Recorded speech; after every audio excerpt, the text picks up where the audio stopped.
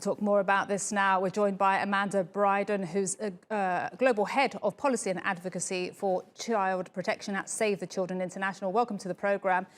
Amanda, we've just been looking at the situation there in Syria, but can you talk to us a bit more about the global trends regarding orphans?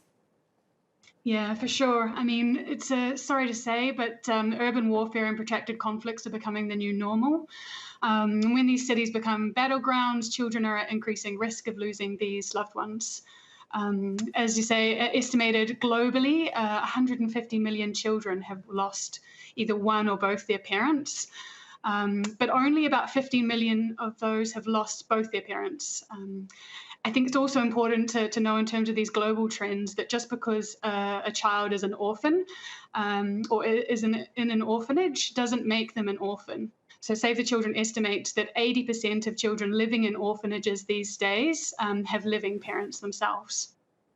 And yet they're in orphanages, even though they have living parents. I guess that's because they just cannot look after them. Yeah, often that's the case, and more can definitely be done. I think it's important for Save the Children that setting up orphanages for these children is not a first port of call. It takes the children away from the most protective environment that they have, which can be their extended family, their community, and their home. And what areas and parts of the world is this a big problem where children are being orphaned because of war? Often it's in these places of protracted conflicts. Children are losing their parents in urban warfare.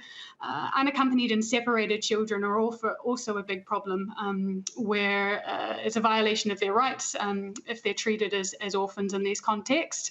What's really key is for authorities and humanitarian actors to be supporting policies that promote family unity. So it's about being able to keep the child in that protective environment.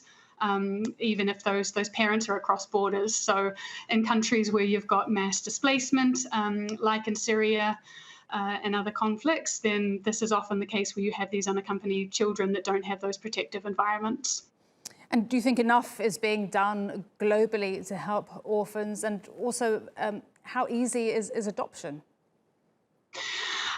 I mean, much more can always be done. Orphan children, particularly those in conflict, are at greater risk of trafficking, sexual violence, exploitation, child labour, and recruitment into those armed groups. In terms of the question on adoption, I mean, for Save the Children, as I said, the most protective environment is that family and extended family. So what our humanitarian workers and social workers are doing in conflict zones is about finding and tracing those family members and then supporting those families so that they can look after those children. And it's also about sort of consulting the children themselves about what their preferences are and what they're looking for. All right. Amanda Brydon from Save the Children International, thank you very much indeed. We appreciate your time. Good luck with your work.